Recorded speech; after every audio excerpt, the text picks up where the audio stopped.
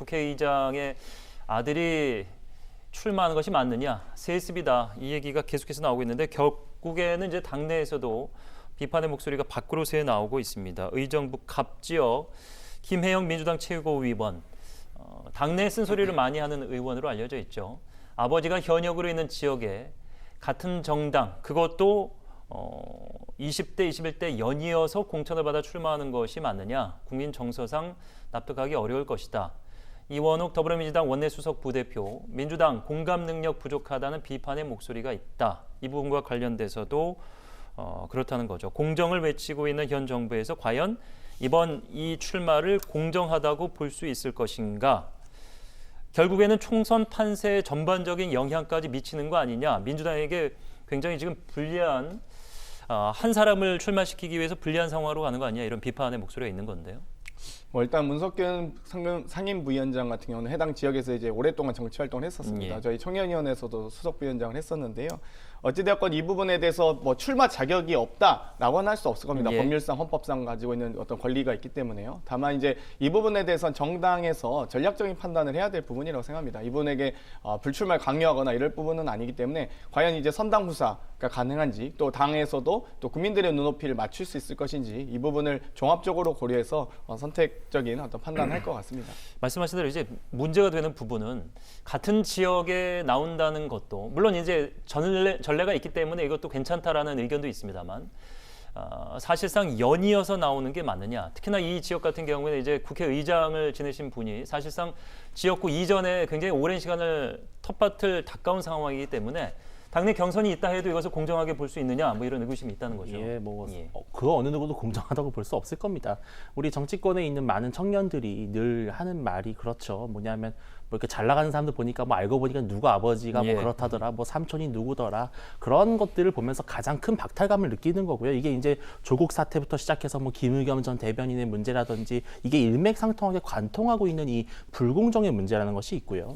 또 문희상 의장께서 정말 예컨대 패스트트랙 전국에서 정말 중립적으로 공정하게 국회의장직을 수행하셨다면은 정말 또 이런 문제가 발생하지 않았겠습니다만, 이 패스트트랙 법안 이 통과 과정에서 보여주신 모습이 결국은 아들을 공천을 주기 위해서 그런 것이 아니냐라는 의심을 할 수밖에 없는 그러한 모습을 보여주셨기 때문에 지금 많은 사람들이 정말 좀 이해할 수 없는 부분이죠. 저 패스트트랙하고 좀 묶어서 설명하셔서 이 부분 좀 말씀드리고 싶은데요. 어찌됐건 패스트트랙에 상정하는 요건은 국회의장의 직권 상정 요건이 아닙니다. 그러니까 소위 국회의원 제적수의 5분의 3, 180석의 의원들이 동의를 해줘야지 되는 거고요. 결국 이 패스트트랙을 상정되는 과정, 4+1이라는 어떤 협의체가 가동됐기 때문에 이 부분에 대해서 지속적으로 1년 반 전부터 협의하고 330일이라는 기간이 주어졌음에도 불구하고 거기에 전혀 협상에 응하지 않았던 자유한국당들의 모습 때문에 이 법안들이 상정되고 또 통과된 것이지 국회의장의 권한이라고 표현하신 것 자체가 좀 어불성설이고요. 어찌되었건 이 소위 문석균 부위원장이 정당 활동을 오래 하면서 또 나이 50에 세습이라는 말씀을 그러니까 듣는 정도로 뭐 어리거나 갑자기 본인도 이제 그렇게 얘기하고 계시죠. 본인의 정치적 역량이 부족하다고 보진 않습니다. 다만 뭐 누구의 백으로 공천 받는다 이러면 문제겠죠. 그러니까 그런 어떤 뭐 단수 공천이거나 뭐 전략 공천이 되지 않도록 더욱더 이분께서도 아마 더욱더 공정한 경선을 아마 맞이하시는 게 뭐 본인을 위해서도 좋을 거라고 봅니다. 뭐 정치계뿐만 아니라 사실 뭐 연예인, 뭐 가수, 배우 할 거 없이 부모의 후광으로 데뷔를 수월하게 하는 분들이 분명히 우리 사회엔 있습니다. 그렇지만은 이것을 과연 국민 정서상 현재 어려운 경제 상황에서 어떻게 보느냐, 그것이 민주당의 총선에서의 영향이 어떻게 미칠 것인가, 이 부분은 좀 다른 차원의 문제가 아닌가, 이런 생각도 해보겠습니다. 자, 이 김현미 국토교통부 장관 뭐 기억하실 겁니다. 고양시 지역 행사에서 본인을 계속 이제 쫓아다니면서 부동산과 관련해서 이렇게 불리한 상황이 온 것에 대해서, 지역에 대해서 미안하지 않느냐, 계속 같은 질문을 이렇게 반복하면서 따라다닌 그 지역민에 대해서 다들 아시는 대로 본인이 이제 모르는 사이에 동네불이 나빠졌다, 이 발언이 큰 파장을 일으켰죠. 결국에는 사과를 했습니다. 성찰하겠다. 문자 메시지를 이제 설을 앞두고 보낸 모양이죠. 평정심을 잃은 모습에 많이 속상하셨을 것이다. 수양이 충분치 못해 생긴 일이다. 좀 더 성찰하고 정진하겠다. 이렇게 얘기를 했습니다.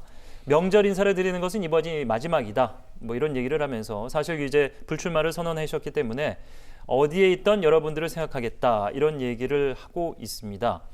자, 그럼에도 불구하고 이제 주민 반응은 싸늘하다. 그만큼 이 지역이 이제 부동산 타격이 심각한 곳이고 불출마 선언을 했음에도 불구하고 민주당의 전략 공천 지역이 될 가능성이 높기 때문에 과연 이 민심을 바꿀 수 있는 그런 인사가 다음에 올 것이냐가 민주당의 고민인데. 예.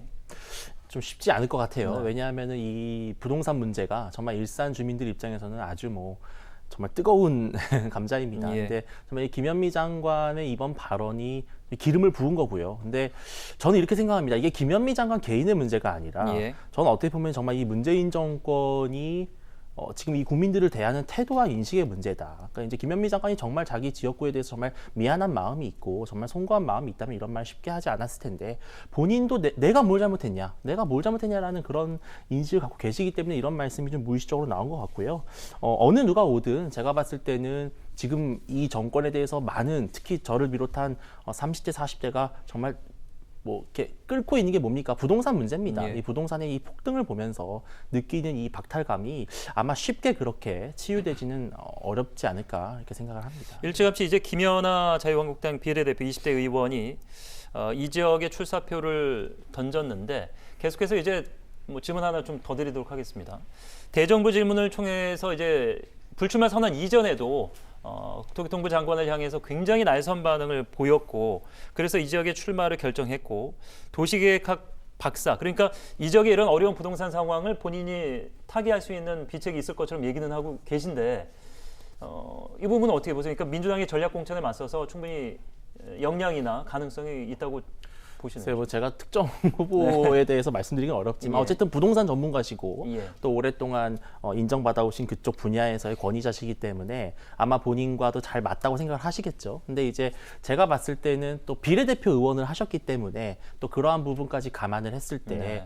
우리 당에서 얼마나 어느 정도의 기회를 줄지는 좀 잘 모르겠습니다. 근데 아마도 국민들이 판단해야 될 문제인 것 같고 또 이런 지역일수록은 또 자유한국당 역시 예. 공정한 경선 과정을 통해서 아마 후보를 선출하는 것이 가장 적합하지 않을까 저 개인적인 그렇게 생각하고 있습니다. 자, 민주당 인사는 앞서 이제 말씀드린 대로 이제 공석인 자리에 전략 공천을 고심하고 있는데 마지막에 이제 공직자 사퇴 시한에 임박해서 사퇴한 고민정 전 대변인을 아주 신중하게 고민하고 있다. 언론 통해서 이렇게 나오고 있습니다.